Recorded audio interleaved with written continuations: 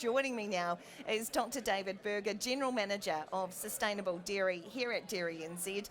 And David, obviously a lot of chat about the freshwater regulations, the progress dairy farmers are making on farm. I can see James Shaw from the Green Party over there. Hopefully he is listening in to hear about the progress that dairy farmers are making on farm in two significant and challenging areas. And David, first of all, a lot of changes signalled by the government 2 years ago around freshwater regulations. Where are we at now?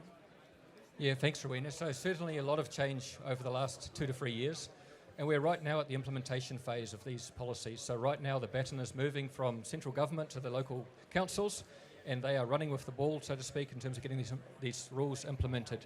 Right now we've got a number of rules like the synthetic nitrogen cap and the wintering rules already in force, and a number of other rules still need to be worked through by the local councils. So what has DairyNZ's stance on this been? What are you pushing for?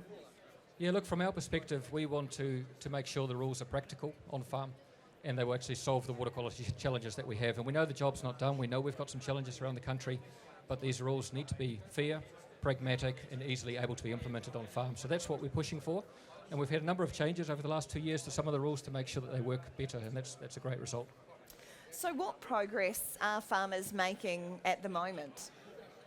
Yeah, and I think that's something we need to celebrate more. So farmers have been on this journey for 10 years or so. And like I said, we know the job's not done. We know we have more to do. The science shows us that. But a lot has been achieved, and certainly our footprint would have been much higher if all of that action on farm hadn't been undertaken up till now. So that includes things such as farm environmental plans. We now have 7,000 farm plans across the sector, so 65%. And also, a real focus on fertiliser management, a real focus on effluent as well. And farmers have been really good, in particular, at getting behind tangible regulations that they can see immediately the benefit to. And I think that's why farm environmental plans are so important. It's something that's very local to the farm. It allows us to identify local risks, and we can see meaningful change over time.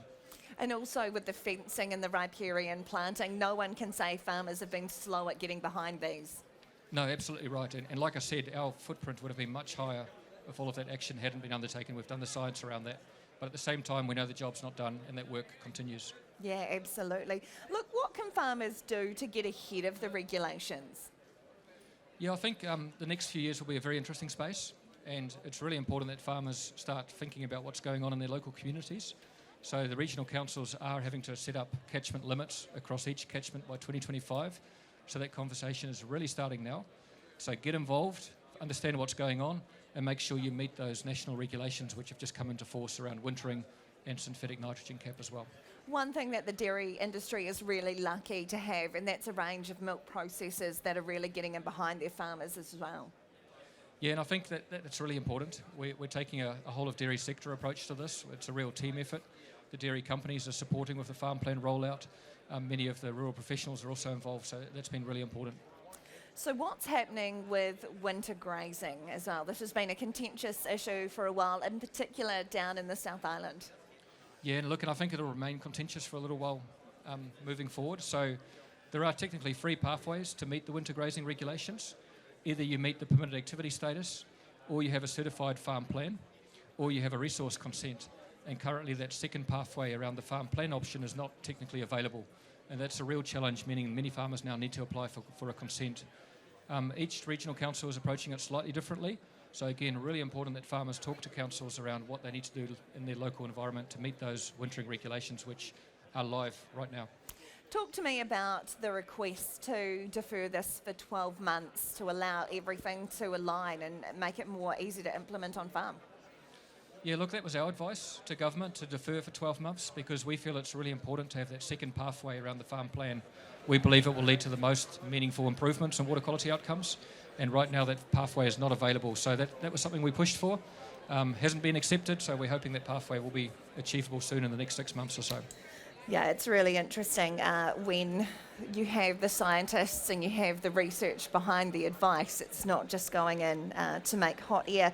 Look, regional councils are trying to streamline the consent process, but it's still quite costly for farmers as well.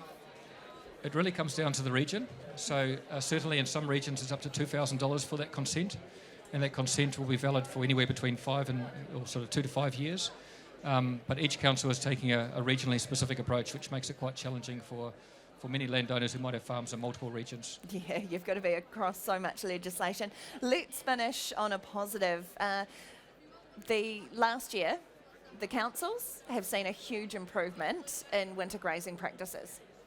The councils have seen that from an environmental perspective, and we've also, MPI have also noted that from an animal welfare perspective. So huge amount of progress made, especially around wintering management plans, around looking after the animals, access to water, and also making sure sediment is well managed with critical source areas. So huge progress, and I think that needs to be celebrated. Yeah, absolutely. I love highlighting that at any chance I can get.